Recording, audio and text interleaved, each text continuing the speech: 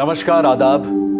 Crime petrol सतर्क के इस नए सीजन में आप सबका स्वागत है। लाशें जो अवशेष हैं उन कत्ल के केसेस की जो गुमनामी की अंधी गलियों में दम तोड़ गई है। लाशें उन लोगों की जिनका ठिकाना अनजान है, जिनकी कहानी बेजुबान है, जिनका खानदान बेनिशान है।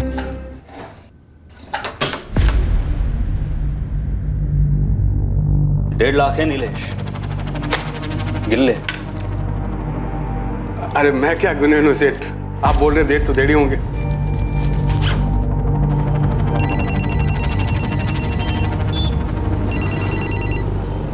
बोला जाते भाव। हाँ, कैश उठाया नीलेश? जी भाव, बस लेकर ही निकला हूँ। पूरे 1.5 है ना? ओ भाव। हाँ सुन, कल सुबह ऑफिस आने से पहले बैंक में पैसे जमा करते हुए आना, समझा क्या? समझा भाव, वही करूँगा। ठीक है।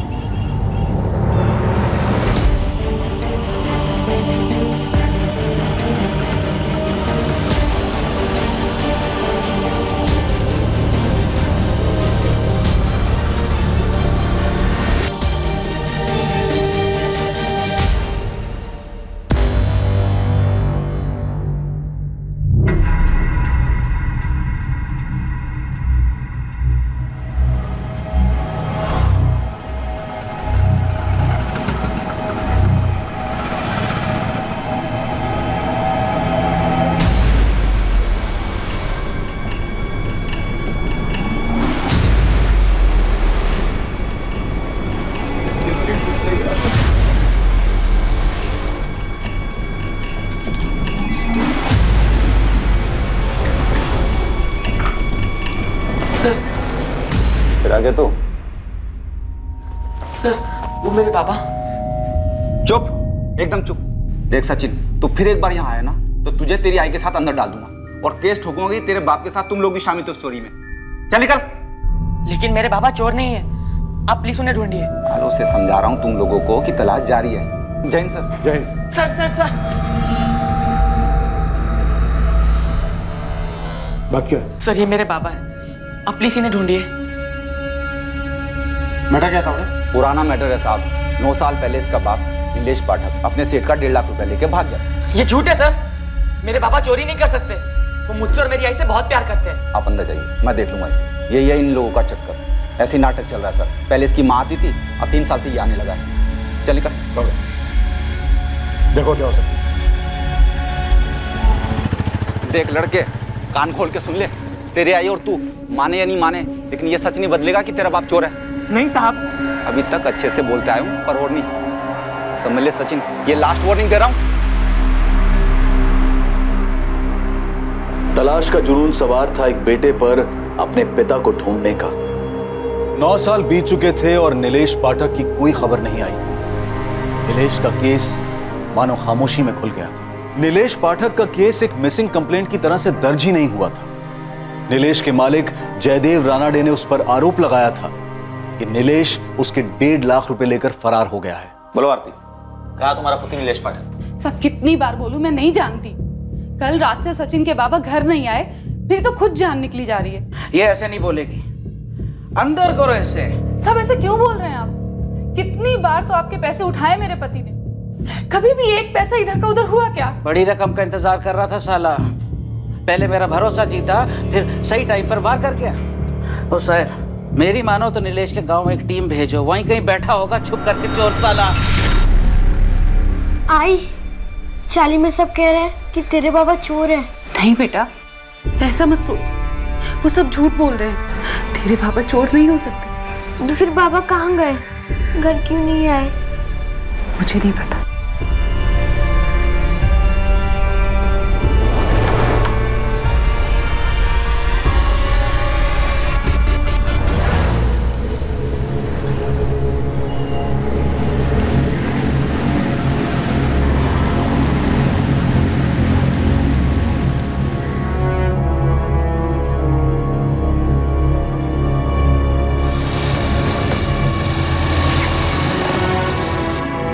गोविंद भाऊ, बन गई है आपकी बाइक, अब ठीक से चलेगी।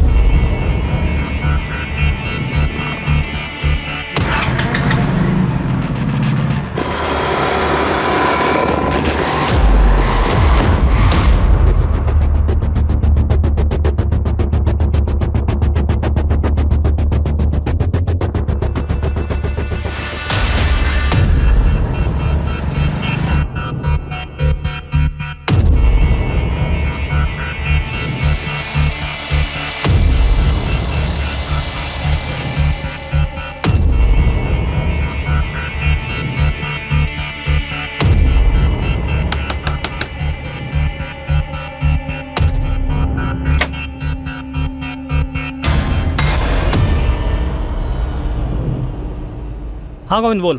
दया वो लड़की ज्योति आज भी घर से निकली, लेकिन फिर से कॉलेज नहीं गई। वही सिंगारवाड़ी गई। हाँ दया बाबू। ध्यान से सुन गोविंद, इस ज्योति पे है ना फील्डिंग और टाइट कर। हर दिन कॉलेज जाने की बजाय उस घर में जा रही है, कुछ तो लोचा है उस घर में। मुझे पूरी डिटेल दे उधर का। दया दया। हाँ साहब बुला रहे। आता हूँ। सर उस लड़के सचिन का बाप नीलेश पाठक, उसकी कोई मिसिंग रिपोर्ट दर्ज नहीं हुई थी। दरअसल वो मिसिंग हुआ ही नहीं था। एग्जैक्टली हुआ क्या था तावड़े? लड़का इतनी चक्कर क्यों लगा रहा है? सर 9 साल पुराना केस है। ये नीलेश अपने मालिक जयदेव रानाडे का 1.5 लाख रुपया लेकर फरार हो गया था। हमने काफी ढूंढा सर, लेकिन ये हाथ ही नहीं लगा और केस अनसुलझा ही रह गया। वैसे सर 9 साल पहले 1.5 लाख रुपए काफी मायने रखते थे। खान फैमिली से ज्यादा मायने तो नहीं रख सकते ना। लड़का लगातार इंक्वायरी कर रहा है, दावे के साथ कह रहा है कि उसका पिता चोर नहीं था। तावड़े उसका कोई क्रिमिनल रिकॉर्ड था? सर वैसे तो कोई हिस्ट्री नहीं थी, लेकिन शायद एक साथ इतना पैसा देखकर फिसल गया होगा। पिछला तो फिर गिरा कहाँ? 9 साल तक कोई नामो निशान नहीं। अगर वो मान ले कि पैसा लेकर भी फरार हुआ है तो अभी तक उसकी कोई खबर क्यों नहीं मिली? एक काम करो तावड़े। जी। लड़के को लाओ, मैं उससे बात करता हूँ। ठीक है सर। सचिन बेटा मेरी ड्यूटी का टाइम हो गया है, मैं निकलती हूँ।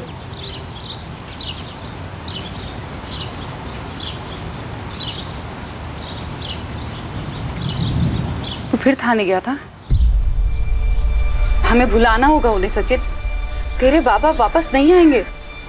तो उन्हें खुद बोलने दो हमें सामने आकर। बेटा आज तक नहीं आए तो अब क्या आएंगे? आई बाबा हमें कभी नहीं बुला सकते और ना ही वो चोरी कर सकते हैं। बेटा 9 साल हो गए इस बात को, हमें उन्हें बुला देना ही बेहतर होगा।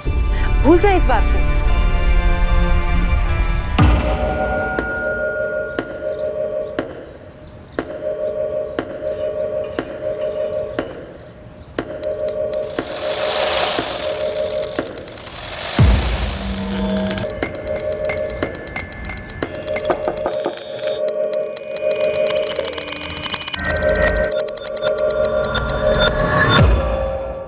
ये 131/23 किसका है? इतने दिन से यहाँ मक्खी की तरह भिनभिना रहा है, अभी तक पता नहीं कर पाया। कई लोगों से पूछा, सब लोग बोलते हैं मत पूछ। तो मुझसे क्यों पूछ रहा है? बताइए ना किसका घर है वो, और है क्या उस घर में? माया। माया? माया जाल की माया? माया मैडम की माया। मैडम का नाम माया है। भाव वो 3-4 लड़कियों को देखा उस घर में जाते हुए, कॉलेज की लड़कियां हैं। ऐसा होता है क्या उस घर में भाव? आंखें दी है ना ऊपर वाले ने, तो देख लड़कियां अंदर हैं और मर्द अंदर बाहर आ रहे हैं जा रहे हैं। माया कोठा चलाती है? धंधा होता है क्या उस घर में? उस घर में जो भी होता हो, मैं मेरे घर के अलावा कुछ नहीं सोचता। तू भी मत सोच। उस माया औरत से दूर रह, सुखी रहेगा। उसके रास्ते में आया ना तो तू तेरे घर का रास्ता भूल जाएगा। कुछ भी कर सकती है। कुछ भी कर सकती है से क्या मतलब है भाव? सुना है जादू टोना जानती है, उसके पास कुछ अलग सी ताकतें हैं।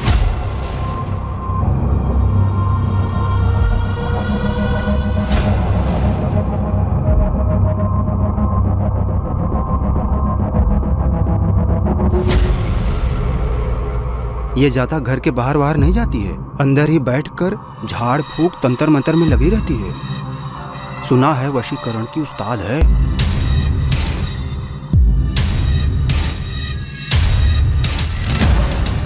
और उसी घर में लड़कियों से धंधा भी करवाती है? अब सब तो यही बोलते हैं।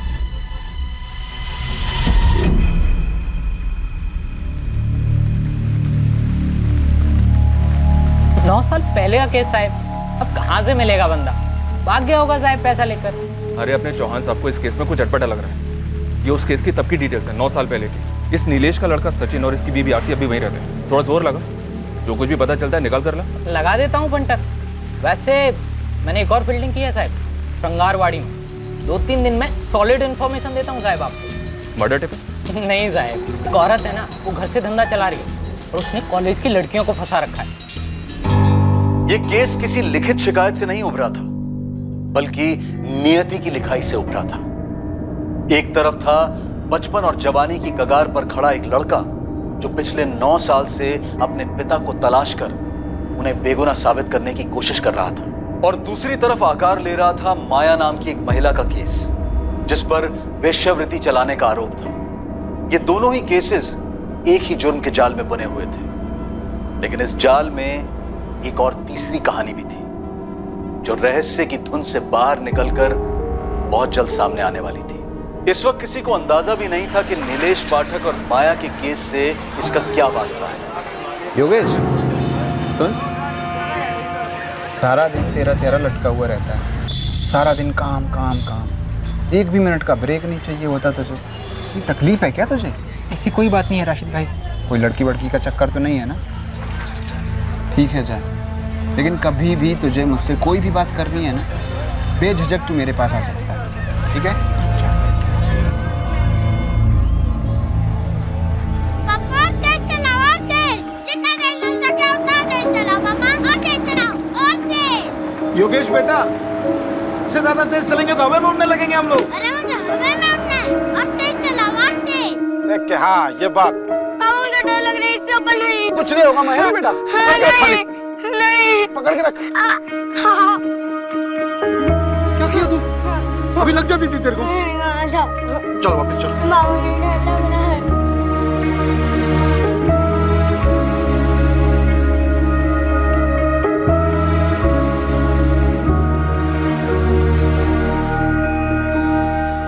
देखो योगेश, जो बातें मैं दूसरे लोगों को बताता हूं उनमें सिर्फ उम्मीद होती है और कोई जादुई चीज नहीं होती। फिर भी लोग तो आते हैं ना आपके पास। लोग उम्मीद लेकर आते हैं मेरे पास। मैं जो भी उनके लिए कर सकता हूं मैं करता हूं, लेकिन तुम्हारे केस में मैं सच में तुम्हें कोई मदद नहीं कर सकता। मैंने कभी तुम्हें झूठा दिलासा नहीं दिया है, आज भी नहीं दूंगा। मगर आप जानकार हैं, कुछ तो बताइए कि मैं उन्हें ढूंढ पाऊंगा या नहीं। ढूंढा उसे जाता है जो खो गया। तेरे बाबा खो नहीं गए, तेरे बाबा तुझे छोड़कर चले गए थे। यही कहा था ना तूने मुझसे?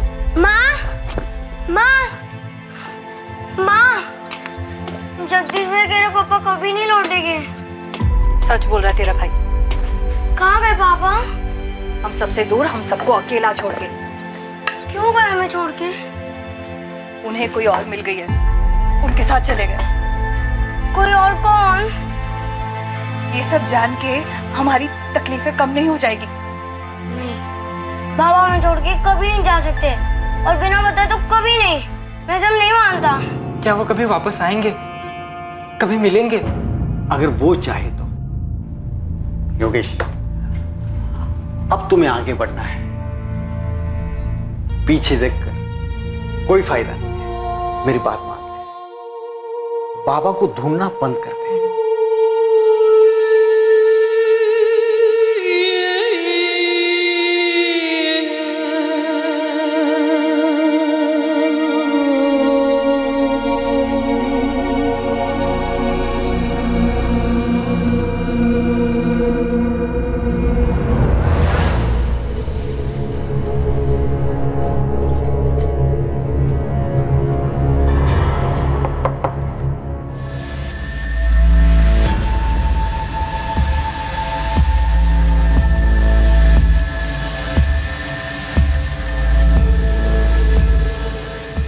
ये वाले के साथ बैठूंगा।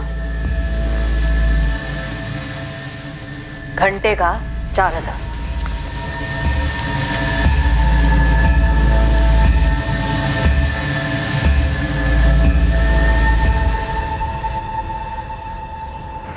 भाई खबर 100% सही है। इस वक्त 3 लड़के आए अंदर, और ये माया मैडम ही कोटा चला रही है।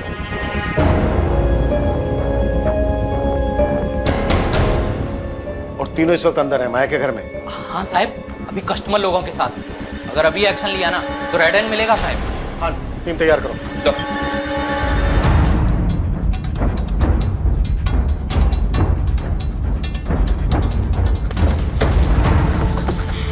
सर, मैं वो सचिन पाठक, वो तावड़े साहब ने बुलाया था। बाद में कभी आना, अभी जल्दी में हूँ। चलो।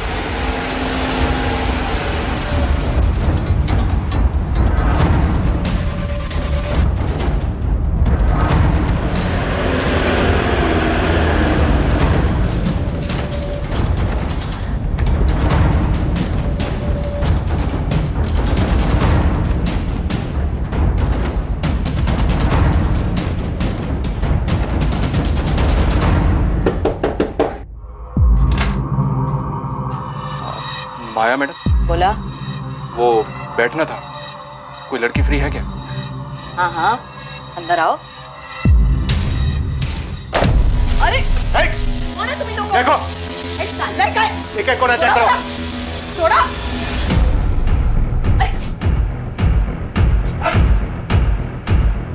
कौन हो? कौन तुम लोग? पुलिस।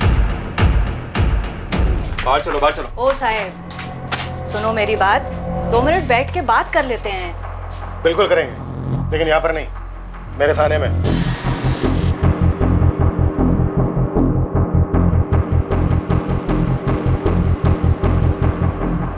अरे साहब, इधर कुछ गलत नहीं हो रहा है। वो तीनों लड़कियां बालिग है और अपनी मर्जी से इधर बैठती है। गरीब घरों से है साहब। इन तीनों लड़कियों की डिटेल्स हैं हमारे पास। अब तुम ये बोलो कि ये धंधा अकेला चला रही थी या फिर तुम्हारा कोई जोड़ीदार भी है? ये कोई जोड़ीदार नहीं है, मैं अकेली ये धंधा संभालती है। तीनों लड़कियों का सहारा है मैं। साहब, थोड़ा सोच के।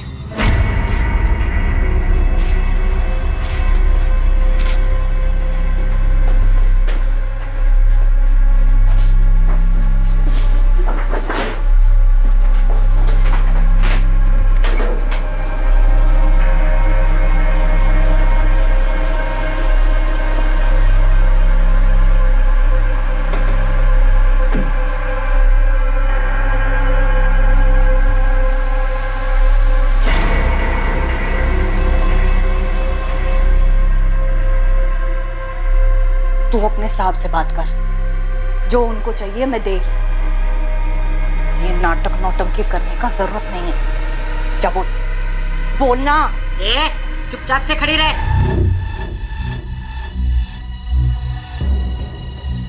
नाबालिग लड़कियों को अंदर छिपा के रखा होगा। ना। ओ माया मैडम, बंद कमरे की चाबी दो। क्यों? उस कमरे में पूजा पाठ का सामान है और कुछ नहीं उधर। हमें खुद देखना है कैसी पूजा पाठ करती हो। चाबी दो। एक बेसहारा औरत का निजी कमरा खुलवा रहे हैं आप? गरीब बेसहारा औरत। नाटक बंद कर। मैं सच बोल रही है साहब, कुछ नहीं है उस कमरे में। चाबी।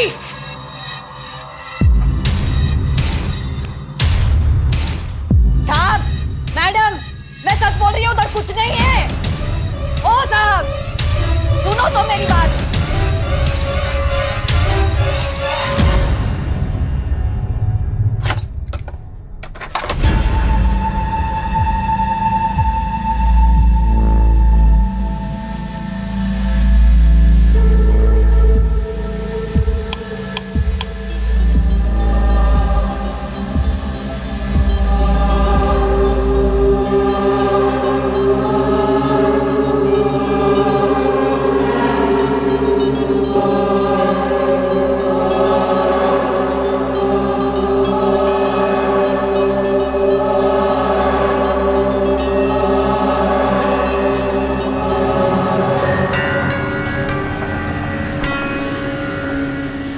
मैंने वहां चेक किया, कुछ भी नहीं है।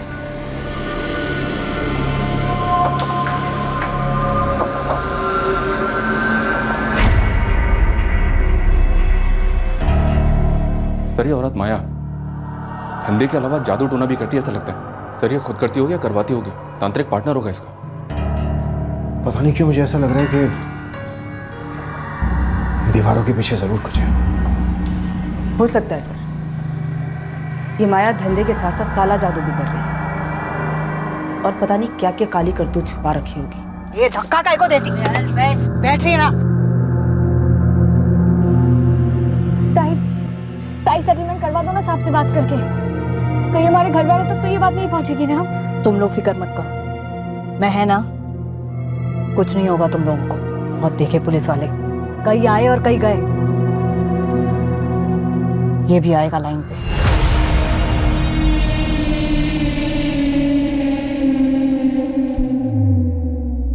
तावड़े। जी सर। अपने आदमी बुलाओ, ये दीवारें खाली करवाओ, अच्छे से चेक करो कि इनके बीच कुछ है क्या। जी सर। पद्मा, पड़ोसियों से पूछताछ करो। मुझे स्ट्रांगली डाउट हो रहा है यहाँ पे कुछ और भी होता है या फिर हुआ है। Okay sir.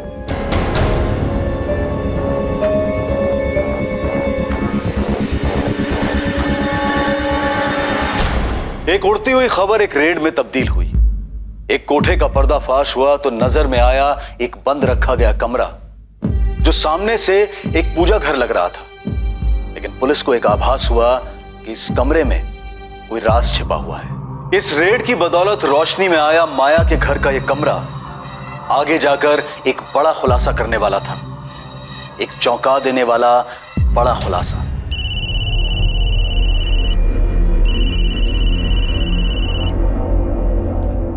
बोल पुरुषोत्तम। विनोद भाऊ बहुत बुरा हुआ। माया ताई के घर पुलिस ने छापा मारा है भाऊ। कौन हराम मुंह खोला रहे? वो सब पता नहीं भाऊ। छापे के टाइम पुलिस वाले ने पूजा वाले कमरे की चाबी ले ली माया ताई से। और क्या क्या क्या क्या पूछा क्या माया से? हाँ, क्या मिला उन्हें? नहीं मालूम भाऊ। वो माया ताई और लड़कियों को पुलिस वाले थाने ले गए भाऊ। ये फोन स्विच ऑफ कर दे और गुपचुप पूना के बाहर कहीं छुप जा, समझा? मामला ठंडा होने तक लौटना मत। भाऊ मामला कब तक ठंडा होगा? ऐसे कहाँ चला जाऊं? होगा तब होगा। हाँ, अभी निकलने को बोला ना तेरे को, भारत नहीं का?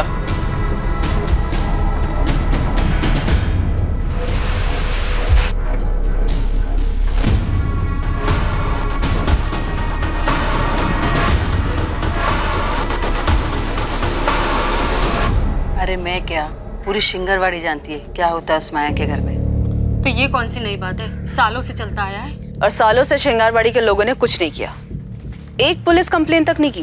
बहुत डेंजर है वो औरत। पता नहीं कैसी कैसी चीजों में सुई हुई घुसाती है, नींबू मिर्ची फेंकती है।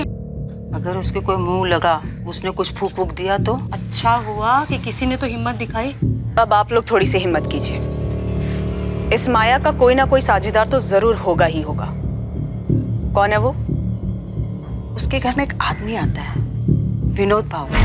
हाँ, विनोद भाऊ बोलते हैं उसको सब। उसका पूरा नाम तो मेरे को मालूम नहीं, लेकिन वो ना उस माया का यार है, सालों से आ रहा है। माया उसके अपने पति के साथ रहती थी, तब भी आता था, अब भी आता है। दया।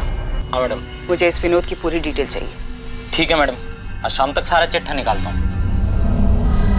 हो साहब, सबसे पहले वो तीनों लड़कियों को छोड़ दो, उनका कोई गलती नहीं है। जगह मेरी है और धंधा भी मैं ही करती है। आपको मेरे को जितना मर्जी इधर रखने का ना, मैं रहेगी इधर। इतना तो कर सकते हो ना साहब? सर हम जानते हैं कि हम गलत काम कर रहे थे, और यकीन कीजिए सर, हम डिसेंट फैमिली से हैं और जो भी कुछ कर रहे थे मजबूरी में कर रहे थे। तुम्हारी पैसों की मजबूरी थी या किसी ने मजबूर किया तुम्हें इस काम को करने के लिए? प्लीज जाने दीजिए ना। हमारे घर वालों को तो लगता है हम कॉलेज जाते हैं, हमें शाम तक घर पहुंचना है। उन्हें किसी हालत में पता नहीं लगना चाहिए सर। आज नहीं तो कल पता लगना ही था, तो फिर आज ही सही। नहीं सर, प्लीज ऐसा मत कीजिए। तो मुझे पूरी कहानी चाहिए।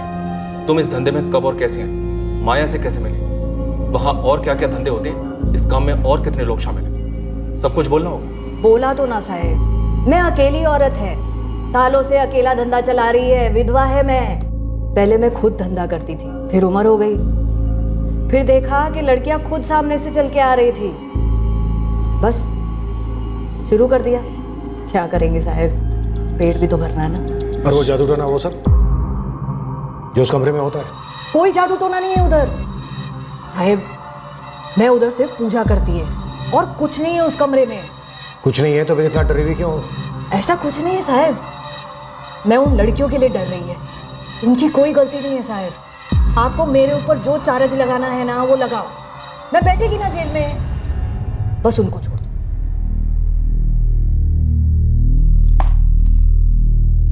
किसका नंबर है ये? पुरुषोत्तम का। वो मुझसे पहली बार मेरे कॉलेज के बाहर मिला था और उसने बोला कि एक्स्ट्रा पैसे बनाने का आसान तरीका है। हाँ, और मुझे भी ताई के पास वही लाया था। ताई मैंने पूरी डिटेल में समझा दिया है, सब एग्री भी हैं और बालिग भी हैं। हर ग्राहक का 1500 रुपया मिलेगा। मेरे को कितना मिलता है कितना नहीं, तुम लोग को लेना देना नहीं। इसमें एग्री है ना? बाद में मेरे को मचमच नहीं चाहिए। तुम लोगों की कोई सहेली होगी कॉलेज की या किधर की भी, जिसको थोड़ा पैसा बनाने का है, उसको बता भी सकती है और इधर लेके भी आ सकती है, और जो लेकर आएगा ना उसको कमीशन भी देगी मैं। 1 साल से तुम लोग अपने घर वालों से झूठ बोल रही हो कि कॉलेज जा रही हो और ये सारे काम करती हो। और कितनी लड़कियां तुम्हारी कॉलेज की जिनको तुम तीनों ने अपने इस काम के लिए फंसाया? सर, किसी को अप्रोच करने में डर लगता था। वाह, वहाँ और क्या क्या काम होते हैं, साफ साफ बोलो। सर हम वहाँ पे सुबह 10 से 6 बजे तक ही होते थे। उसके बाद वहाँ क्या होता है हम लोगों को नहीं पता है।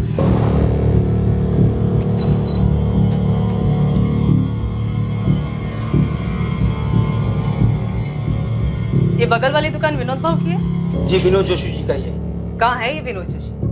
वो थोड़ी देर पहले तो थे, फिर एकदम से दुकान बंद करके चले गए थे। घर कहाँ है इसका?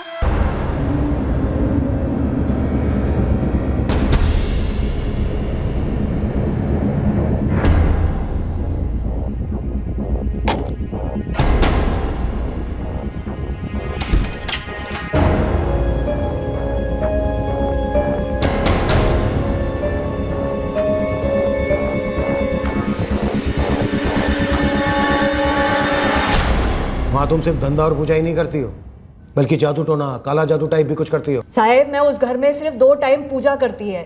वो कब से गुनाह होने लग गया है बताइए? उस घर से हमें टोने टोटके का सामान, सुइयां, नींबू, मिर्च। अरे साहेब वो तो सब एक तांत्रिक आया था कई सालों पहले, वो छोड़ के गया था। मैं तो उस सब चीजों को छूती तक नहीं है।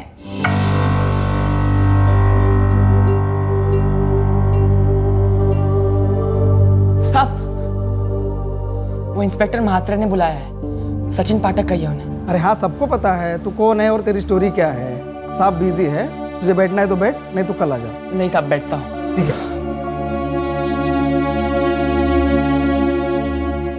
कभी नहीं, माया ने तुम्हारे सामने वो कमरा कभी नहीं खोला? नहीं सर वो कमरा तो हमेशा बंद रहता है। ये तुम्हारी मैडम माया कोई जादू टोना या झाड़ फूक वगैरह करती है क्या? क्या सर हम तो ये सब पहली बार सुन रहे हैं। हाँ मतलब ताई बड़ी धार्मिक टाइप की लगती है, टाइम टू टाइम जाप भी करती है और प्रार्थना भी करती है। ताई चाय बनाई थी आपके लिए। ठीक है उधर रख लो।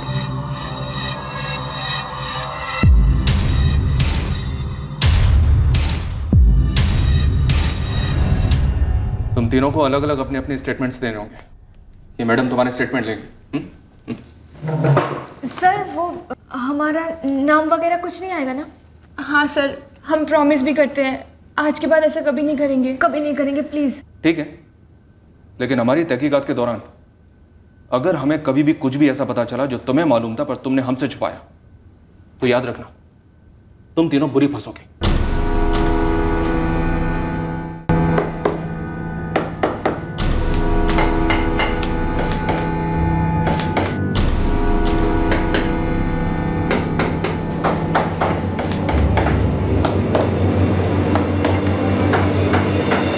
बकवास कर रहे हैं मैडम?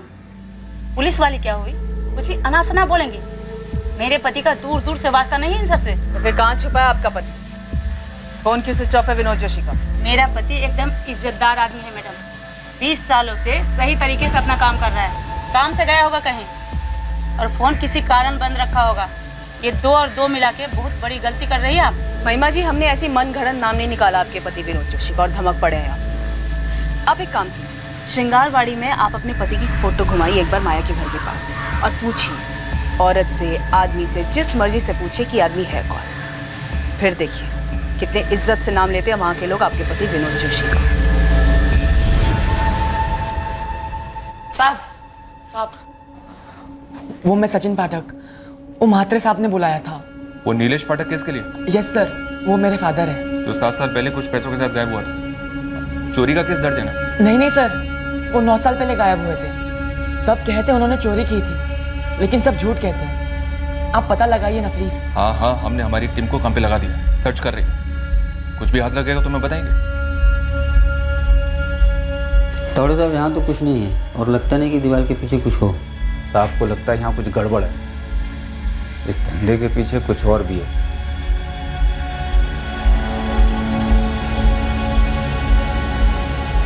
मुझे भी लगता है यहाँ कुछ तो है जो खुली आंखों से दिखाई नहीं दे रहा, लेकिन कुछ ना कुछ गड़बड़ है जरूर।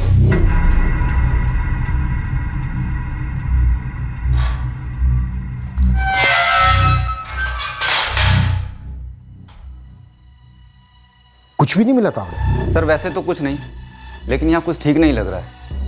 यहाँ हवा में कुछ तो है सर। आप ही की जैसी तगड़ी फीलिंग मुझे भी आ रही है। ये धंधा, ये पूजा पाठ, सर इस सब के पीछे कुछ और चक्कर है। घर सील कर दो, एक एक ईंट तराशेंगे, इस माया को भी तोड़ेंगे।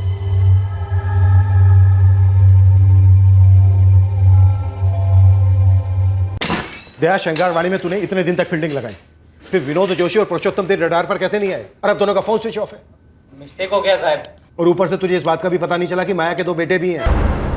क्या साहब, उसके 2 बेटे भी हैं? इतनी अहम बात अब सामने आ रही है। यही तो इस भर्ती की ताकत है।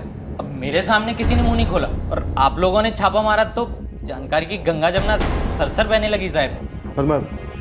माया के दोनों बेटों की क्या इन्फॉर्मेशन? सब बड़ा वाला जगदीश, छोटा वाला योगेश है। माया की पड़ोसी बोली कि दोनों बेटे माया से अलग हुए हैं। अब माँ ही ऐसा धंधा करेगी तो लड़कों का क्या होगा? दिमाग तो आउट होगा ना। बस छोड़ के चले गए। कहाँ हैं अभी दोनों? बड़ा वाला जगदीश, मैंने सुना था वो हिंजवाड़ी में किधर रहता है, टूरिस्ट गाड़ी चलाता है।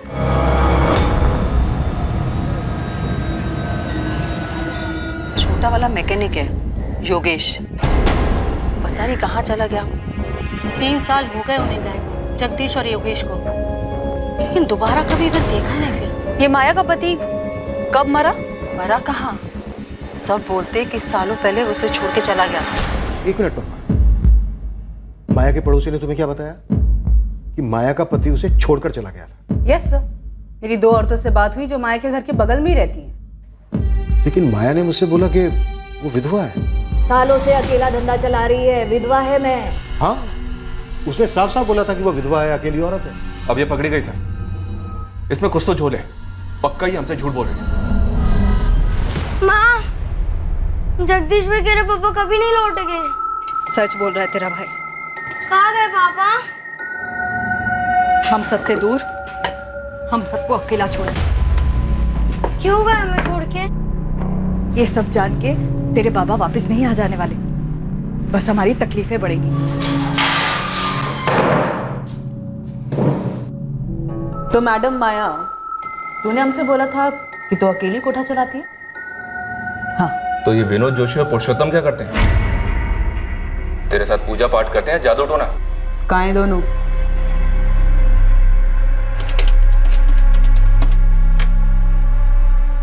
मेरे को कुछ मत पूछ पुरुषोत्तम, तू अपना देख ले, मैं अभी स्विच ऑफ कर रहा हूँ फोन। अरे भाऊ, मैं कहाँ जाऊंगा और क्या करूंगा? अबे 3-4 महीना ना कहीं पर भी पड़ा रहे, बाद में लौटा ना, सब ठंडा हो जाए तब। धंधा वाला मामला होता तो ठंडा भी हो जाता। पुलिस तो पूजा वाले कमरे के पीछे हाथ धोकर पड़ी है। पता नहीं उन्हें क्या दिख गया वहाँ पे। ये कुछ नहीं दिखेगा उन्हें, कुछ नहीं मिलेगा, समझा ना? तू और मैं ना उनके हाथ नहीं लगने चाहिए। 4-5 महीना गुलो जा किधर, चुप जा, तब तक माया संभाल लेगी। तूने हमसे कहा था कि तू विधवा है, अकेली, यही कहा था ना?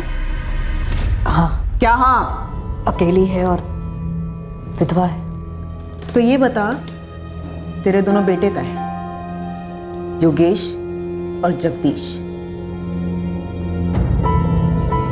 मेरे को नहीं मालूम। ए जगह सुनने वाला, जगह तू सच में मेरे को छोड़ के जा रहा है? आई, मैं यहाँ और नहीं रह सकता। तू ही तो मेरा सहारा है।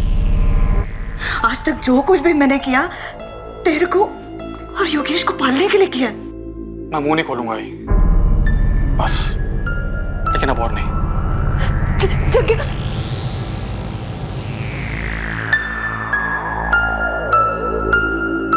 आई, मैं जा रहा हूँ। किधर जा रहा है तू? घर छोड़ के जा रहा हूँ। मुझे अपना रास्ता खुद ढूंढना है। पहले जगदीश चला गया, अब तू भी चला जाएगा तो तेरी आई के साथ कौन रहेगा? इस घर में मैं कभी दोबारा वापस नहीं आऊंगा। खून पसीना एक किया दोनों के लिए, लाज शर्म सब कुछ भुलाया, सब कुछ। लेकिन दोनों जवान बेटे अपनी आई को छोड़कर चले गए। इतने सालों में एक बार फोन करके भी नहीं पूछा। मेरे को नहीं मालूम वो लोग किधर है। तेरा पति प्रशांत भाटे कहाँ है अभी? तूने तो हमसे कहा था कि तू विधवा है, लेकिन पता है क्या, हमें पता चला वो मरा नहीं, तुझे छोड़ के गया।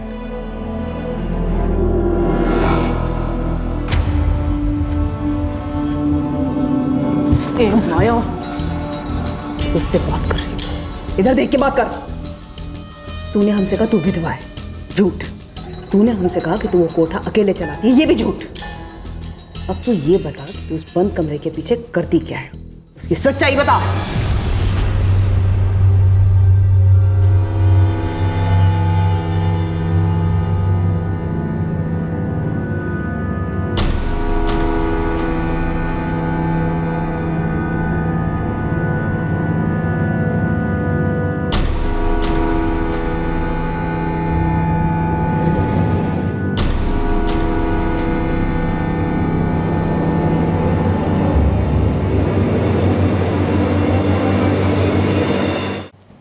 मैं मानती है कि मेरा पति प्रशांत भाटे मेरे को छोड़ के गया।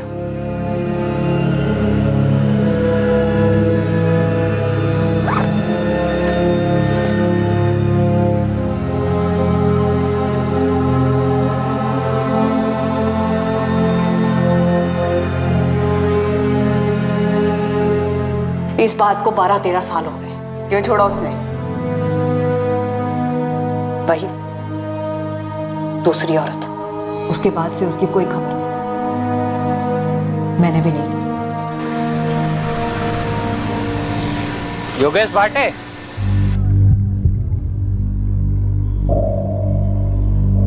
जी? तू माया भाटे का लड़का है ना? पुलिस ने अंदर किया उसे, घर पे रेड पड़ी है।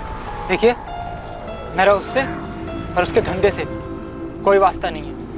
और तेरा बड़ा भाई जगदीश, उसको भी ऐसा ही लगता है? मुझे नहीं पता कि उसे क्या लगता है और क्या नहीं लगता। अपने कर्मों का फल तो मिलना ही था मेरी आई को, लेकिन आप लोगों मुझसे कहा।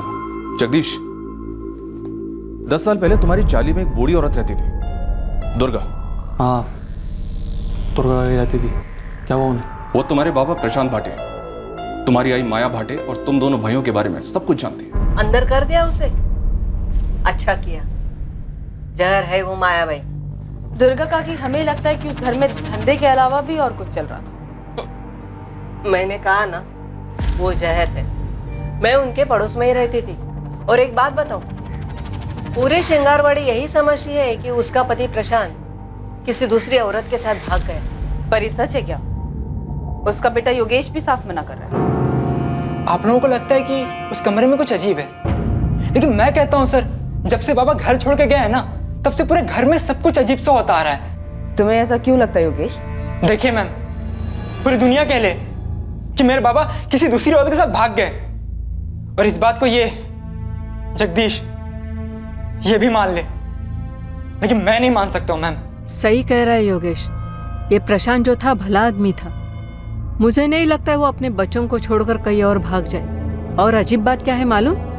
उस माँ ने एक बार पता करने की कोशिश भी नहीं की कि उसका पति दोनों बच्चों को छोड़कर कहाँ चला गया। और ये दूसरी औरत वाली बात? कोई दूसरी औरत नहीं थी। आदमी की नजर से पता चलता है कि आदमी किस मिट्टी का बना है। ये प्रशांत भाटे बहुत भला आदमी था। सर, अजीब सी बात है, वो नीलेश पाठक के केस में नीलेश का बेटा सचिन भी वही बात बोल रहा है अपने मिसिंग बाप के बारे में जो योगेश बोल रहा है अपने बाप प्रशांत के बारे में। सर, मेरे बाबा 9 साल से गायब हैं। नीलेश पाठक, आप लोग प्लीज उन्हें ढूंढिए। मैं कह रहा हूं आपसे, वो चोर नहीं है, वो ईमानदार है। वो मुझसे और मेरी आई से बहुत प्यार करते हैं। वो किसी दूसरी औरत के लिए हमें छोड़ के नहीं जा सकते। ये सब झूठ है।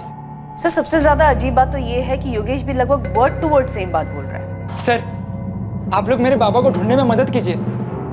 मेरे बाबा से थे ही नहीं कि किसी दूसरी औरत के लिए मुझे, जगदीश को या हमारी आई को छोड़कर चले जाएं। वैसे नहीं थे सर, नहीं थे सर।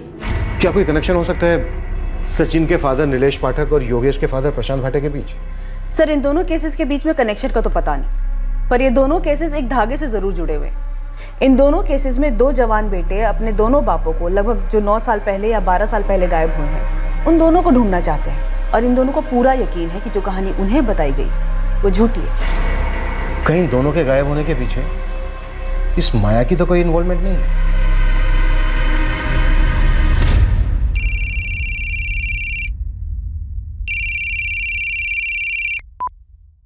हेलो। अगर मेरा मेरा नाम नहीं आया तो मैं एक काम की बात बता सकता हूँ। तू कौन बोल रहा है?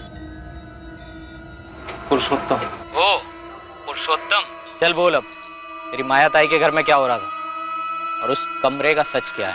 आप लोग बेकार में उस कमरे के पीछे पड़े हो, वहाँ कुछ नहीं मिलेगा, लेकिन मैं एक मर्डर के बारे में बता सकता हूँ। मर्डर? किसका मर्डर? किसने किया? मेरा कोई हाथ नहीं है, मैं पहले ही बोल रहा हूँ, और ये जानकारी मैं सिर्फ तब दूंगा जब तुम मुझसे वादा करो। इस केस में मेरा नाम नहीं आना चाहिए। अबे पुलिस का खबरी हूँ, कोई कोर्ट का जज नहीं। और देख, मैं तेरे को वादा सादा नहीं कर सकता, लेकिन एक बात बोल सकता कि अगर सरकारी गवाह बनेगा और पुलिस की मदद करेगा तो तेरी सजा कम हो जाएगी, वरना देख बम्बू तेरा पक्का है। ज्यादा मत सोच, क्योंकि इसके सिवा तेरे पास कोई चारा नहीं है। अब जल्दी से बता दे, किसका मर्डर किसने किया? वो क्यों चले गए? वो हमें ऐसे छोड़कर नहीं जा सकते। अगर छोड़कर गए भी हों तो ऐसे बिना कुछ बताए क्यों गए? एक ठोस अंदेशा था, संदेह था कि माया भाटे के घर में प्रोस्टिट्यूशन के अलावा कोई अमानवीय गतिविधि भी चल रही थी। अब पुलिस को खबर मिली थी कि माया का एक कत्ल से भी संबंध है, और खबर देने वाला था उसका अपना दाहिना हाथ, उसका दलाल पुरुषोत्तम, जो कि मांग कर रहा था कि उसे इस केस से बाहर रखा जाए। क्या था यह मर्डर केस और कौन था पीड़ित? पर मर्डर किसका हुआ? पुरुषोत्तम को गारंटी चाहिए तो उसका इस केस में नाम नहीं आएगा। उसने बोला है कि वापस फोन करेगा। वैसे मैंने मेरे बंदे लगा रखे हैं उसकी तलाश में। सर, इस माया के दोनों बेटे योगेश और जगदीश हमारे पास हैं। सर हो सकता है इन दोनों बेटों को कुछ पता, पर हमसे छुपा रहे हो। जगदीश दादा, आपने कैसे मान लिया कि बाबा हमें ऐसे ही छोड़ के चले गए? मुझे तो बचपन में भी यकीन नहीं था, और अब भी नहीं है। तू 9 साल का था और मैं 14 साल का, तो बचपन से तेरा था यार। तुझे लगता है बाबा ने मुझे कुछ अलग सिखाया इसलिए मुझे यकीन हो गया? जितना तुझे पता है उतना मुझे पता है। जब उतना ही पता तो कैसे यकीन कर लिया कि बाबा हमें छोड़ के चले गए? जो आई ने बोला मैंने मान लिया, बस। मुझे इस केस के बारे में और भी जानकारी चाहिए। किसका मर्डर हुआ था, कब मर्डर हुआ था? पुरुषोत्तम अगर ये बोल रहा है कि उस पूजा वाले रूम में कुछ नहीं है, मतलब ज़रूर उस रूम में कुछ ना कुछ है। ये हमारा ध्यान भटकाया जा रहा है। मुझे स्ट्रांगली लग रहा है उस पूजा वाले रूम और इस मर्डर के बीच कोई ना कोई कनेक्शन जरूर है। सर, माया उस कमरे को हमेशा बंद रखती थी। कहीं ऐसा तो नहीं कि उस कमरे के अंदर कोई डेड बॉडी दफन हो? खान, तुम और तावड़े उस पूजा वाले रूम का दोबारा से पोस्टमार्टम करो। पद्मा, माया के दोनों बेटों को टैग करो, बात करो उनसे। गया, मुझे किसी भी सूरत में माया का वो लवर विनोद जोशी चाहिए। और पुरुषोत्तम को बोल कि हम उसे सरकारी का भाव बना लेंगे, तो चार्ज भी नहीं लगाएंगे उससे। लेकिन शर्त यही है, उस मर्डर की मुझे पूरी जानकारी चाहिए। चल, साहब ने बुलाया है। सुन, मेरा ये लॉकअप में दम घुटता है, तो मैडम के लिए एसी लगवा दे। एक पैकेट अगरबत्ती का बंदोबस्त कर दे। रे शानी, ना तो एक होटल का कमरा है और ना मैं रूम सर्विस वाली हूँ। चल चुपचाप। माया ऐसा भी क्या दफन है उस कमरे के अंदर जिसकी वजह से तुम इतना डरी हुई हो?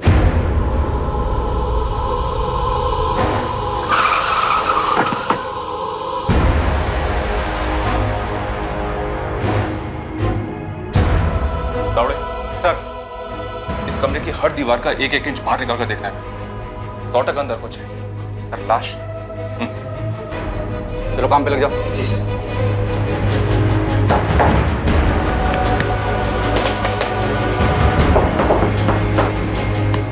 किसकी लाश है उस कमरे में? साहब मैं बोली ना आपको, मैं उधर से पूजा करती है। पूजा पूजा भक्ति से की जाती है माया,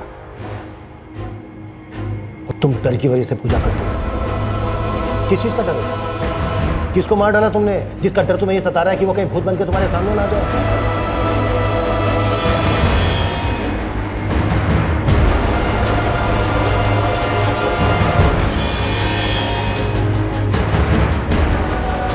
साहब उधर कोई लाश नहीं है।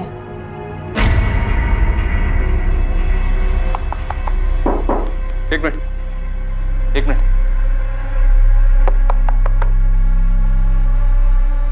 तावड़े इधर सर। ये सुन जरा। हाँ सर, कुछ हो सकता है। दीवार को तोड़ो।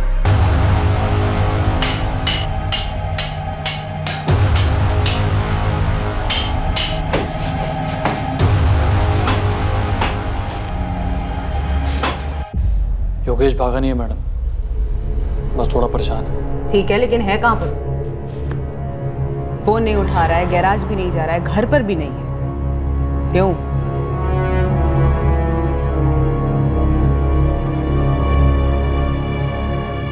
दरअसल जब वो 9 साल का था तब से ऐसे ही गुमसुम रहता है, और बाबा के जाने के बाद वो बहुत शांत हो गया।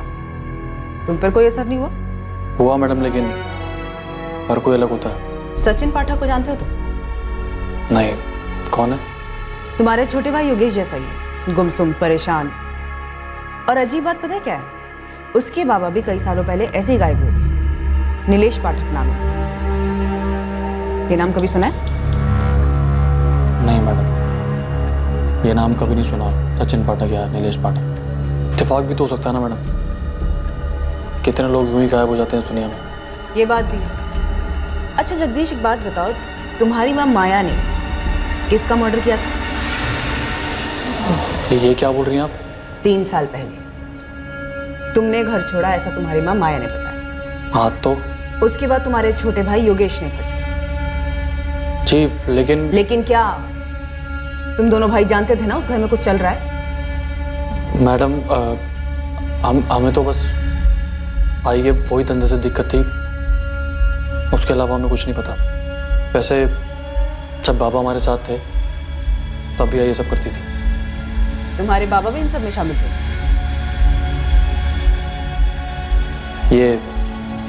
ये आदमी विनोद जोशी, ये पता नहीं आई की जिंदगी में कहां से आ गया, लेकिन जब से आया ना मैडम, पैसा बरसने लगा।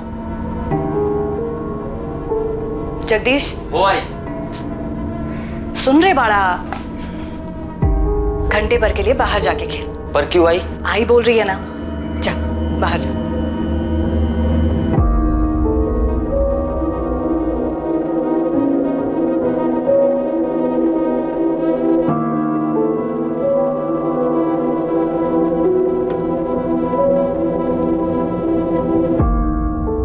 अरे जगह वो ठीक है, आइसक्रीम खा। हाँ, चॉकलेट वाला। बाबा कारपेंटर का काम करते थे। दोपहर में आई के पास अलग अलग लोग आते थे। ये समझने में ज़्यादा देर नहीं लगी कि क्यों आते थे और वहाँ क्या होता था।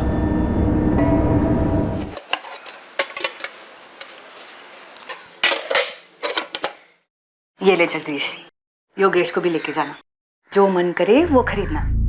ठीक है।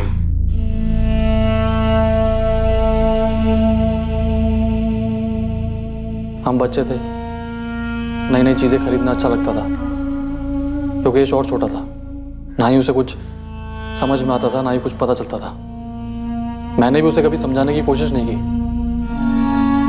किसी भी बच्चे के लिए आसान नहीं होता है ये जानना कि उसकी माँ धंधा करती है। मेरे को मालूम है कि मेरे को सिर्फ पैसा चाहिए था, एक अच्छी जिंदगी चाहिए थी, मेरे लिए, मेरे बच्चों के लिए, और कुछ नहीं। मैं तुम्हारे धंधे की बात नहीं कर रहा हूं, कत्ल की बात कर रहा हूं। किसको मारा था तुमने? मैंने खुद को मार डाला साहब, पैसों के लालच में। मैं खुद रोज मरती थी।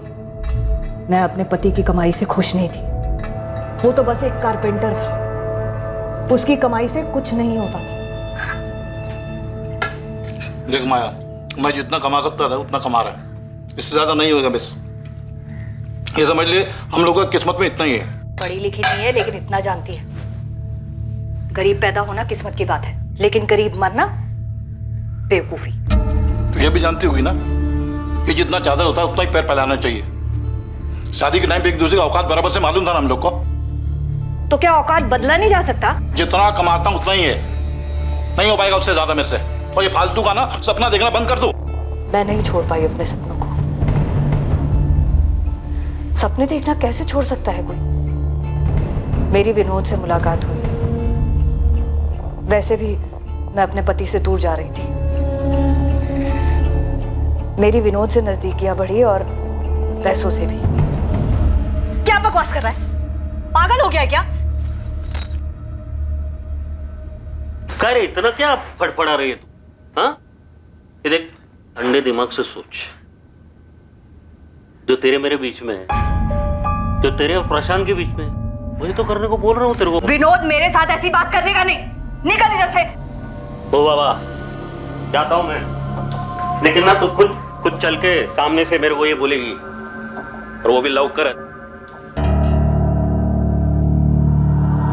ए माया, अरे एक मिनट बैठना रे बाबा। देख, जितना सोचने में बुरा गंदा लगता है ना, वैसा बिल्कुल भी नहीं है। देख, तू दोपहर को अकेले रहते, मैं कैसा आता है, मेरे साथ कोई और आएगा।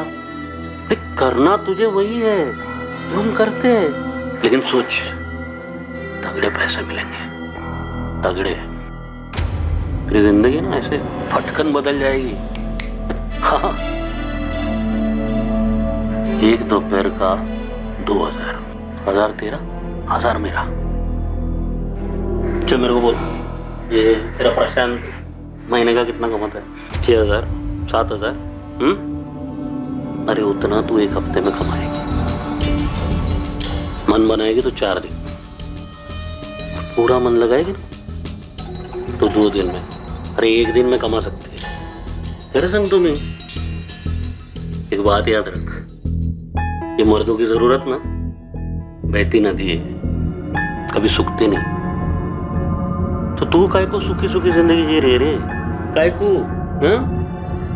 ठीक है, सोच के बता मेरे को, आता हूं। बहुत घिन आई थी विनोद की ये बात सुनकर, लेकिन पैसे के लिए तरसते हुए भी बहुत घिन आती थी साहब, इसीलिए हाँ बोल दिया। पहली बार बहुत गंदा लगा सर, लेकिन जब हाथ में पैसा आया ना, फिर सही गलत कुछ भी नहीं लगा। सोचा कि शरीर ही तो है, पैसे की धुंध छा गई थी। एक अच्छी जिंदगी मिल रही थी, बच्चों के लिए कुछ कर सक रही थी मैं। बच्चे लोग रोज बाहर का खा रहे हैं, नए नए सामान खरीद रहे हैं। जगदीश बोला तुमने पैसा दिया उन लोग को? हाँ, मैंने दी। किधर से दिया? पेड़ लगा दे पैसे का? मैंने कमाए हैं। किधर से कमाए? कमाए बोले तो किधर से कमाया? मैं क्या पूछ रहा हूँ, किधर से कमाया माया? शरीर बेचती है अपना, सोती है लोगों के साथ। शरीर मेरा है, मैं बच्चों को वो दे रही है जो तू अपने अगले जन्म में भी अपनी कमाई के साथ नहीं दे सकता। बच्चे लोग को मालूम है कि उसकी माँ क्या है? बोला बच्चे लोग को तूने? नहीं, वो स्कूल में होते हैं और तू काम पे, दोपहर में आते हैं लोग। तेरे को क्या लग रहा है तू बहुत बड़ा पुण्य का काम कर रही है? पुण्य और पाप से जिंदगी चलती है, पेट भरता है उससे। जिंदगी जिंदा लोगों की होती है और तू लाश है, घटिया सड़ी हुई लाश।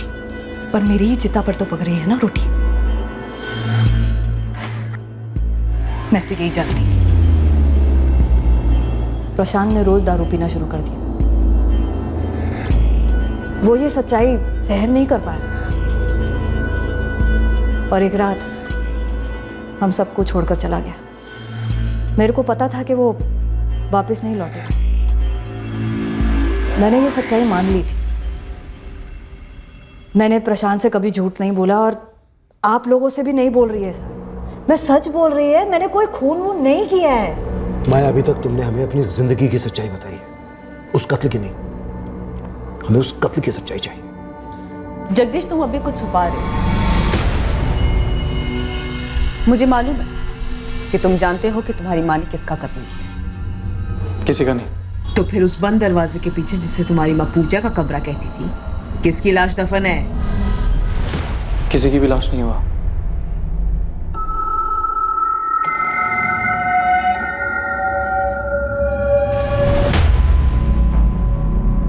सर, यहाँ तो कुछ दिख नहीं रहा।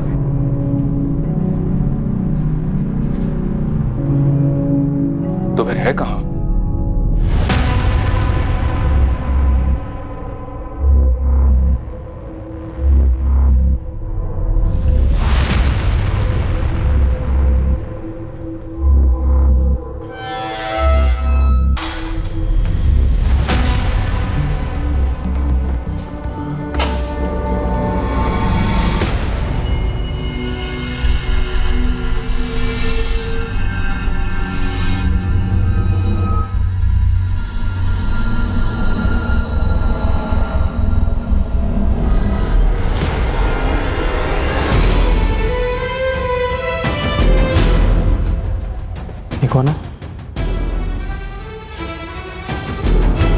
ये मेरे बाबा हैं। तुम्हारा नाम क्या?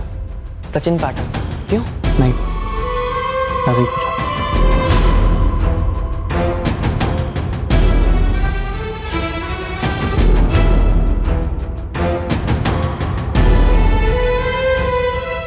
सचिन पाठक को जानते हो तुम? नहीं, कौन है? उसके बाबा भी कई सालों पहले ऐसे ही गायब हुए थे। नीलेश पाठक नाम है। ये नाम कभी सुना है? मेरे बाबा हैं। जब दिल अपराध बोध में डूबा होता है तब घृणा अपने कुकर्मों से नहीं बल्कि खुद से होती है। माया के घर में कुछ छुपा जरूर था जो पुलिस के हाथ नहीं लगा था, लेकिन वहां जो था उसके बारे में कई लोग जानते थे और अच्छी तरह से जानते थे। एक अजीब इत्तेफाक कहिए, एक एक्सीडेंट कहिए या नियति का लिखा कहिए, जो भी कहिए, पर इस आम से दिखने वाले एक अवैध कोठे पर हुई इस साधारण सी रेड की वजह से कई असाधारण सच्चाइयां उभरने वाली थीं जो कि सालों से खामोशी के कफन में दफन थी।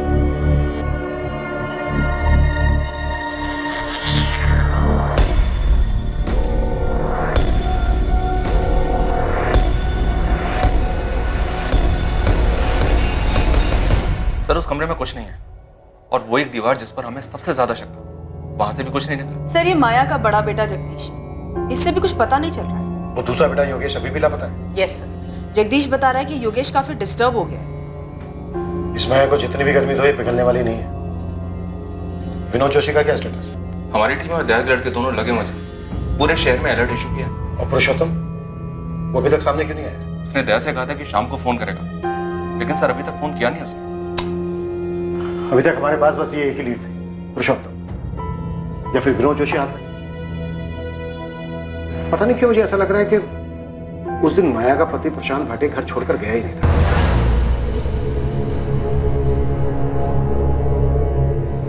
12 साल हो गए, 12 साल से लेकर आज तक उसकी कोई खबर नहीं है।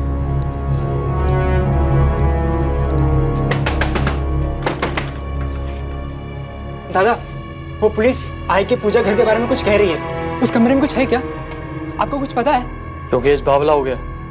मुझे 1000 बार बता दिया, मुझे कुछ नहीं पता। बाबा का है? मुझे भी उतना ही पता जितना तुझे पता है। जी अपनी जिंदगी और मुझे भी जीने दे। 12 साल हो गए उस बात को, कब तक परेशान रहेगा? बाबा में छोड़ के चले गए थे, अब जाने दिन सब बातों। नहीं, वो हमें छोड़ के नहीं गए थे। दादा सच बताओ, क्या बाबा कभी गए भी थे? मुझे तो हमेशा से ही लगता था कि हमें ये शहर पहले ही छोड़ देना चाहिए था। उससे बाबा मिल जाएंगे क्या? नहीं, पर तेरे दिमाग में तो नहीं रहेंगे ना? रहेंगे, और तब तक रहेंगे जब तक मुझे सच्चाई पता नहीं चल जाती। क्योंकि ये जो बोला जा रहा है नाई, ये झूठ है। और ये तो तू भी जानती है नाई, कोई तो ऐसा होगा नाई जो सच्चाई जानता हो। बाबा को कोई दोस्त या कोई भी।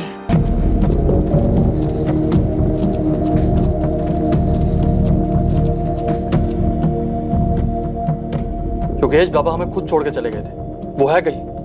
ये सब तेरे दिमाग का वहम है। कोई वहम नहीं है। मुझे अब पक्का यकीन है कि आई ने ना बाबा को मार डाला, और उस कमरे में ना जरूर कुछ है। उस कमरे में कुछ नहीं है। तू एक काम कर, उस कमरे में ढूंढ, पूरे घर में ढूंढ, पूरी दुनिया में ढूंढ, लेकिन दोबारा मेरे पास दुखड़ा लेकर मत आइयो। वैसे जिंदगी खराब है, तू जा यार।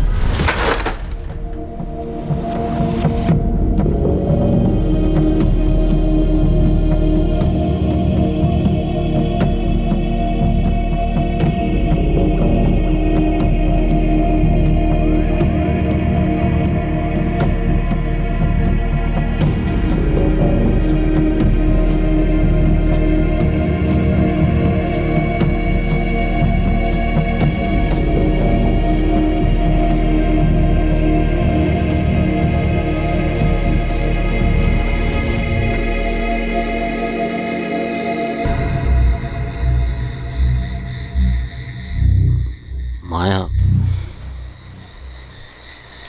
तेरे को डर नहीं लगता?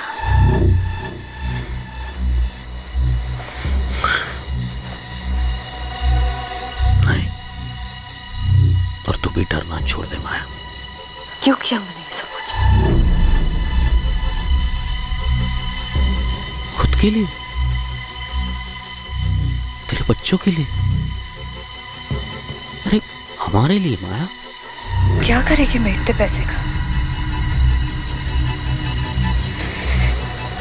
क्या इन पैसों से मैं अपने पुराने पाप धो सकती है, अपना भविष्य, अपनी खुशियां खरीद सकेगी?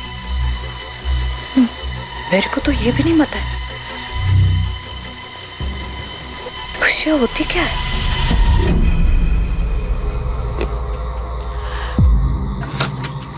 माया,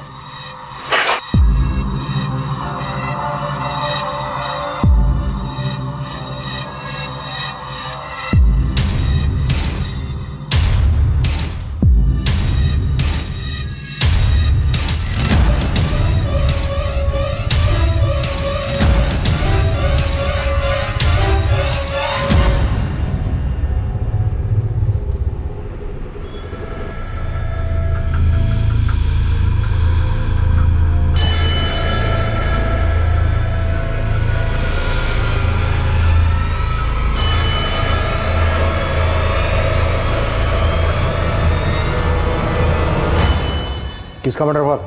मुझे नहीं पता साहब, मैं तो उसका थोबड़ा भी नहीं देखा था साहब। मैंने सिर्फ उसकी लाश ठिकाने लगाने में मदद की थी साहब। कब की बात है ये? कई साल हो गए साहब, याद नहीं। लाश कहाँ ठिकाने लगाई थी? वो जंगल में साहब। कौन से जंगल? कातरज के जंगल में। मैं उन दिनों विनोद भाऊ का टेम्पो चलाता था। एक रात को उन्होंने मुझे माया ताई के घर बुलाया वो।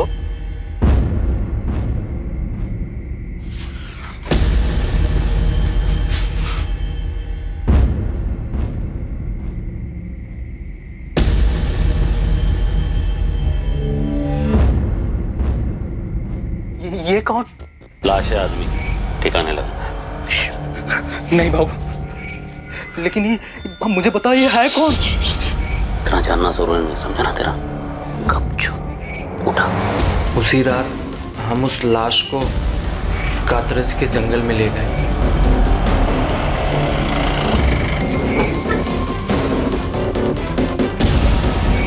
मुझे बस इतना ही मालूम है साहब, बाकी सारी बातें वो दोनों जानते हैं, विनोद भाऊ और माया ताई। मर्डर किसका हुआ है अगर यही नहीं पता चला तो तेरी टिप खोटी है ना, कोई मतलब नहीं है उसका। जगदीश जानता है साहब। क्या जानता है जगदीश? वो जानता है मर्डर हुआ था, तो ये भी जानता होगा किसका हुआ था। लेकिन भाऊ मुझे पता ही है ये है कौन, ये सब कैसे हुआ? बहुत पूछने लगा बे तू, हाँ? इतना जानना जरूरी नहीं, समझा ना तेरा? गपचूप उठा। जगदीश वही था, उसने शायद खून होते हुए देखा हो साहब। और तेरा ये विनोद भाव कहाँ मिलेगा सर? पूर्वी लॉज। हो सकता है पुरुषोत्तम झूठ बोल रहा हूँ, फिर भी एक चांस दे। पूर्वी लॉज से विनोद को उठाओ और कातरज पुलिस से बात करो। मैं जगदीश और माया इनसे दोबारा बात करता हूँ। खान इतना तो पक्का है कि उस घर का कुछ ना कुछ अतीत है। ताला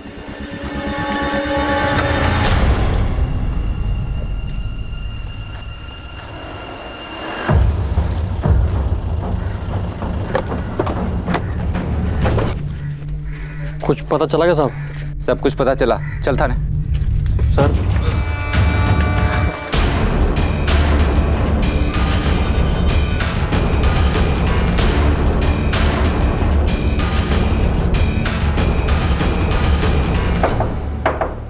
रूम सर्विस।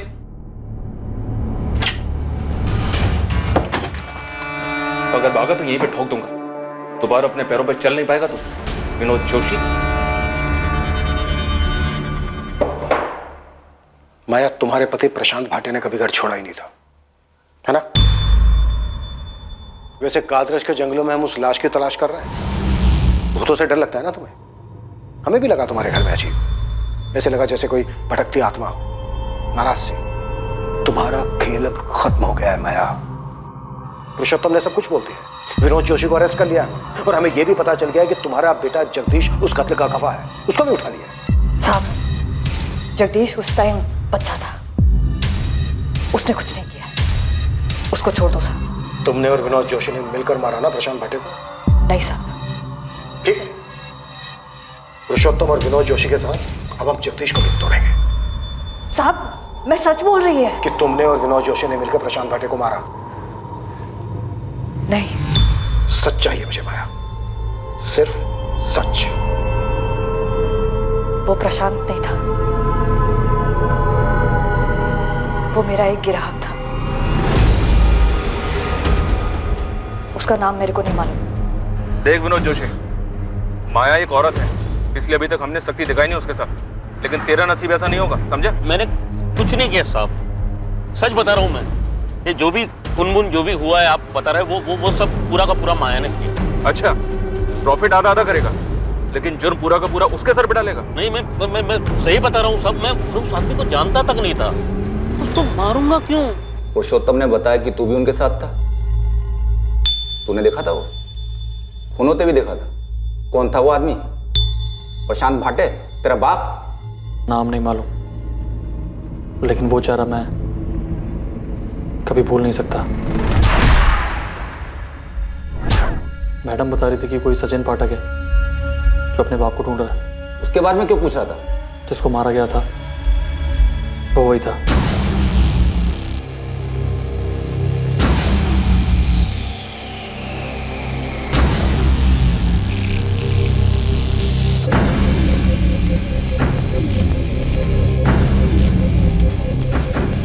मेरे को लगता है ये मर गया।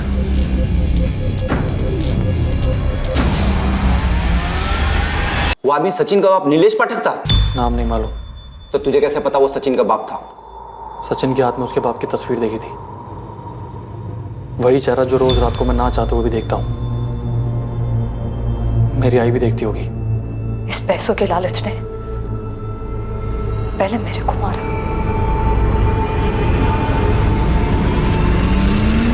फिर मेरे हाथों उस ग्राहक को मरवाया।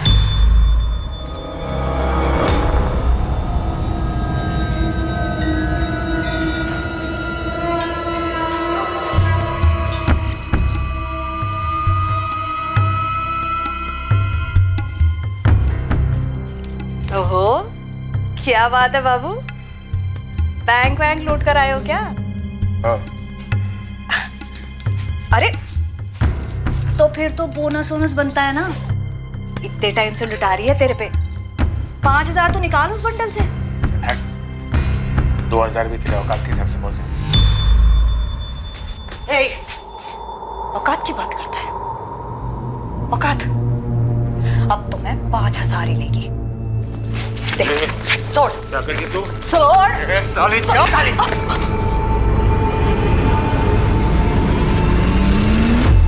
आसमान में बादल नहीं छाते साहब, मेरे सामने नोटों के बादल छाते थे। उसके पास इतना सारा पैसा था साहब, और ऊपर से ऐसी बात। मैं उसको कैसे छोड़ देती साहब?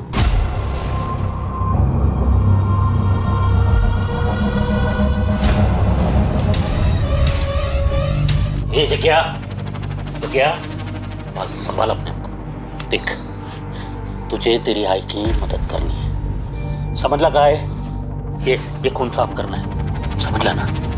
आईची मदद करायची। योगेश घर आया उस दिन, उसे कुछ मालूम नहीं था। फिर रात को पुरुषोत्तम आया, वो लोग लाश को जंगल में ले गए। योगेश तब सो रहा था। बहुत पछतावा होता है साहब, धन घिन सब आती है, लेकिन समझ नहीं आता साहब कि वो नोटों को देख के क्या धुन सवार हो जाती है। सर, ये था वो आदमी जिसको इन्होंने मार डाला। नीलेश पाठक है, सचिन का बाबा? हाँ सर, जगदीश को याद था ये चेहरा।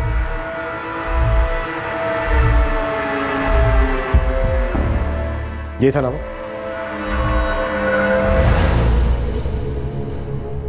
सचिन, तुम्हारे बाबा नीलेश पाठक अब इस दुनिया में नहीं है। क्या हुआ था उनके साथ? कत्ल हुआ था उनका। कत्ल? क्यों? किसने किया? क्यों किया? तुम्हारे पापा एक कोठे पर जाते थे, शंगारवाड़ी। कोठा? हाँ, माया भाटे नाम है उसका। उसने और उसके साथीदार ने तुम्हारे पापा का मर्डर कर दिया था।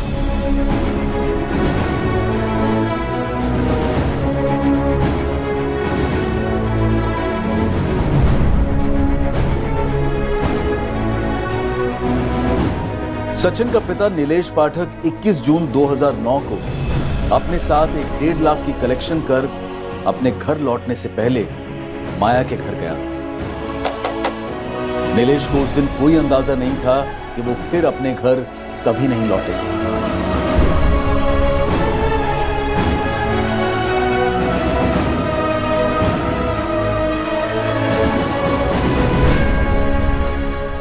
जुलाई 2009।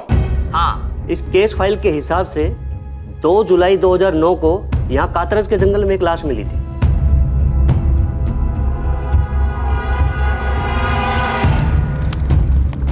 उस लावारिस लाश का अंतिम संस्कार कर दिया गया। इस केस के इन्वेस्टिगेशन ऑफिसर 3 साल पहले रिटायर्ड हुए।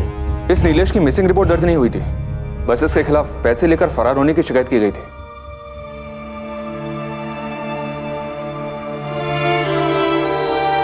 बाबा चोर नहीं थे, उनका मर्डर हुआ था उसी रात। कैसे?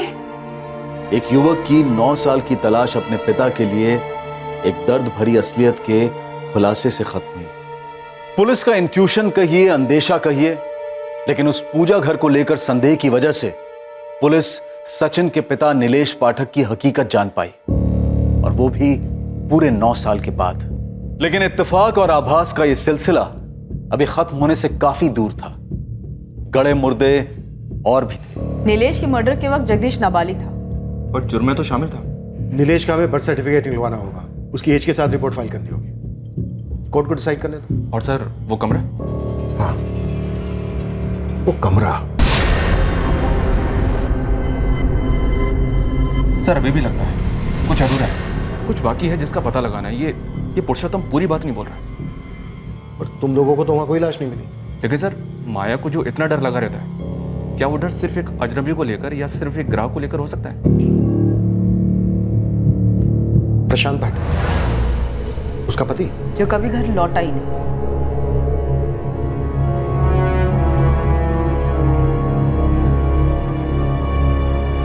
मुझे मेरे भाई जगदीश से मिलना है। तू था कहाँ इतने दिन? तेरा फोन भी बंद था। है कहाँ वो? आई ने किसी को मार डाला था। आपको इतने साल से मालूम था? मेरे सामने ही हुआ था योगेश। अब ये नहीं कहना कि तुम्हें नहीं मालूम कि बाबा कहाँ है। दादा, अरे अब तो सच बोल दो। 12 साल हो गए, 12 साल। दादा, दादा! इत्तेफाक से हुए माया के घर पर उस एक छापे ने कई अधूरी कहानियों की कड़ियां सामने लाकर रख दी थी। वो कड़ियां जो तलवार बनकर 2 युवकों की जिंदगियों पर लटकती रही।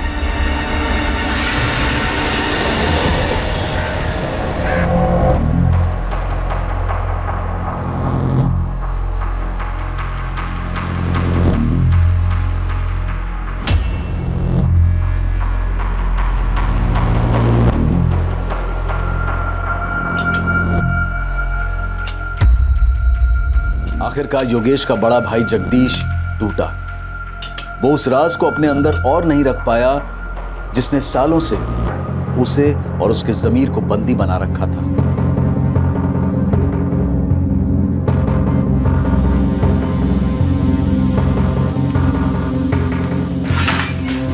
सर, जगदीश भाटे कुछ कहना चाहता है, कुछ और भी बात है। नीलेश पाठक के अलावा मेरी आई ने किसी और का भी कत्ल किया था सर। तुम्हारे पिता का?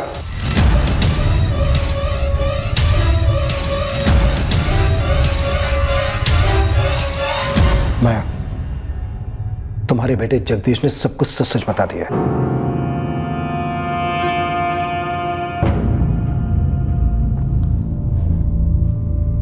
अच्छा है साहब। साहब, क्या सच बोलने से, कबूल करने से दर्द कम होता है क्या? हो सकता है, लेकिन जुर्म कम नहीं होता। तो सच यही है साहब कि जगदीश और योगेश का बाप मेरा पति प्रशांत उस रात घर छोड़कर चला गया था। मेरे को नहीं मालूम था कि वो वापस आ जाएगा। तो कौन होती मेरे पूछने वाली? तेरे क्या लगा मैं क्या कभी लौट के नहीं आया क्या? तेरा हाथ भी लोग जो सलाह दिन में आता था अभी रात को भी आने लगा क्या इधर? कभी कदम भी नहीं रखा। जब भी वहां देखती थी तो वो खड़ा दिखता था, घूरता हुआ। मैंने ये सब कुछ क्यों किया,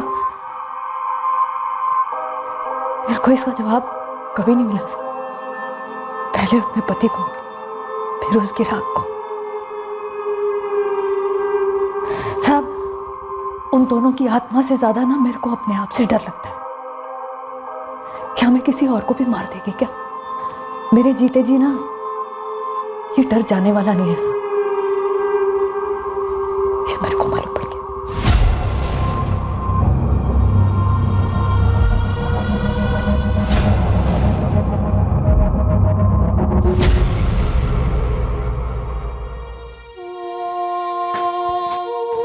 योगेश, स्केलेटन के सैंपल से जो डीएनए लिया गया वो तुम्हारे और तुम्हारे भाई जगदीश के डीएनए से मैच हो गया है। वो कंकाल तुम्हारे पिता प्रशांत भाटे का ही है।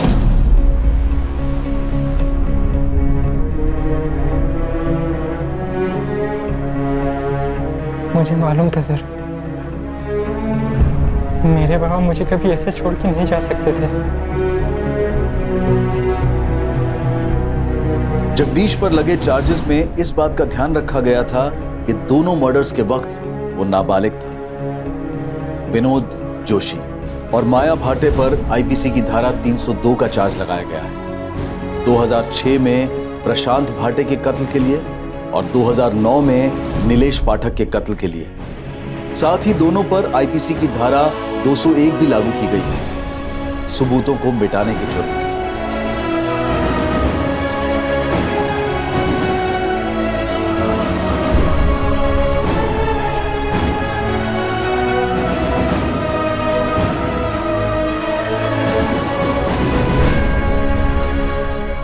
एक कत्ल 12 साल पहले हुआ और दूसरा कत्ल 9 साल पहले, और दोनों के बारे में किसी को भनक तक नहीं थी। 9 साल पहले अगर नीलेश पाठक पैसों के कलेक्शन के बाद माया के कोठे पर ना गया होता तो क्या होता? 12 साल पहले अगर माया का पति प्रशांत उस रात घर ना लौटा होता तो क्या होता? आने वाला खतरा अदृश्य होता है, लेकिन जब कोई जुर्म के साए में डेरा डाले तो वो खतरे के साए से दूर कैसे रह सकता है भला? माया ने अपने ही हाथों अपने जमीर की सुई तोड़ी थी। अपने ही पति प्रशांत को मारकर उसे अपने ही आंगन में गाड़ने में माया को कुछ गलत नहीं लगा। उसी तरह उसने नीलेश पाठक को पैसों के लिए मारकर उसकी लाश को जंगल में ठिकाने लगाया। पर माया ने अपनी पूरी जिंदगी डर और अफसोस की गिरफ्त में बसर की। ये एक दस्तूर है कि जुर्म मुजरिम का सुख चैन छीन लेता है और मुजरिम से जुड़े लोगों का जीना दुश्वार कर देता है। सोचें, समझें और सतर्क रहें कि लालच और स्वार्थ जीवन धारा पर हावी ना हो जाए। जैसे ही उमड़ती लालसा का एहसास हो, सतर्क होकर पीछे हो जाएं। जुर्म के लपेटे में ना आए, उस लालसा की आग में खुद को ना जलाएं। अब मैं अनूप सोनी आपसे विदा लेता हूं। याद रखें, क्राइम और आपके बीच में सिर्फ इतना फर्क है कि आप कितने सतर्क हैं। सतर्क रहें, सुरक्षित रहें। जय। क्राइम पेट्रोल्स के और भी दिलचस्प कहानी देखने के लिए हमारे चैनल को सब्सक्राइब करें और बेल आइकॉन दबाना न भूलें।